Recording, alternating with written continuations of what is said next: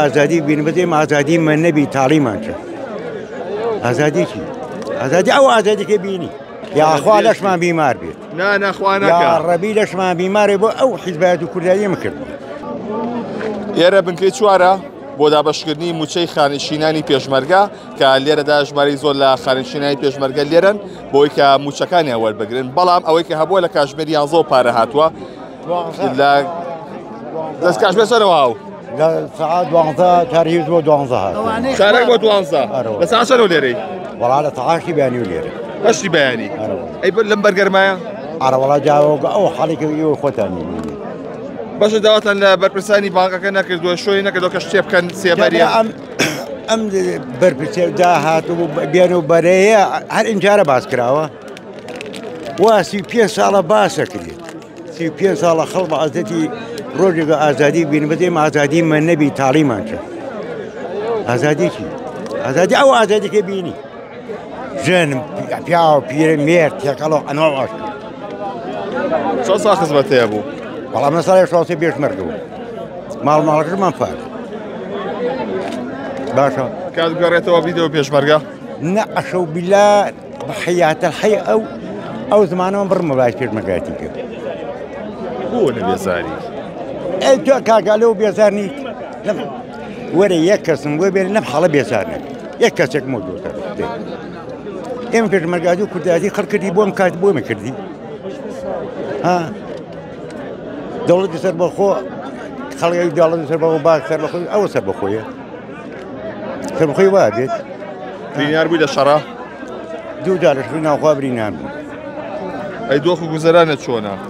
وەڵاش نەخۆشی شەکرەمە ئەمە یەک دووهەمیش حتا بڵی وازمان خراوە سوێنێ بەخوای گەورە بۆ جێژنی قوربان پارەم قەرز کردو باشە ئێدێ تاچە فلیسێکمان وەرنەگرتو کاکە یەکێکم بۆ بێنە بڵێ لەم وازە ڕازی بێ دەی یەخ بەڵەش ساغ بێ و یا أخوة لەشمان بیمار بێت نه أخوانك یا ڕەبی لەشمان بیمارێ بۆ ئەو حیزبات و کوردایی مکرد أخوانك إن شاء الله يتبرهم لكن كاش بسنة وليري ماما والله لا شاشو نيو ليرة شاشوني بياني لدواصل لأيها ويسا باشا والله عيش بياني أقسم بياني لا ما براس زايتو لا والله بترازني شيلي أول ليري التمني هي خانة نشينا لا والله تواني أو برجر ما تاني والله تحملك أي شيء بكين صوصة خدمتي أبو والله يدي خدمت بزور والله السلام عليكم لك ايه وليري والله من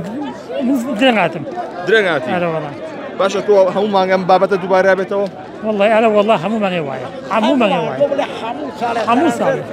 هلا لكم زرانه شلونه والله من الاخوه زي باش مش باشي دي اخوان باش بيت سپاس بۆ تۆ بەڵەوەی ئەیبینن ئەمە ئەگەر هاوکار بینەکەم ژۆزێتەوە لێسەدا ئەمە خانشینی پێشمەرگەیە لێرە کە موچە وەرەگرن کە قەرباڵخێشی زۆرە بەبێ ئەوەی هیچ سێبەرێک هەبێ بەبێ ئەوەی کە ئاوی ئیسارت هەبێت بەبێ ئەوەی کە هیچ چاودێریشیان لەسەر بێ لە بەرگەرمایە وەستاون لەسەری موچەیە و پاڵە پەسۆیشی زۆر هەیە کە لێرە تەنانەت لە تاوا چەتریان هێناوە چەتریان هەڵاوە بۆی کە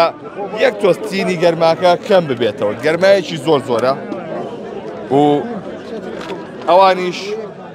نزیکەی 3 مانگە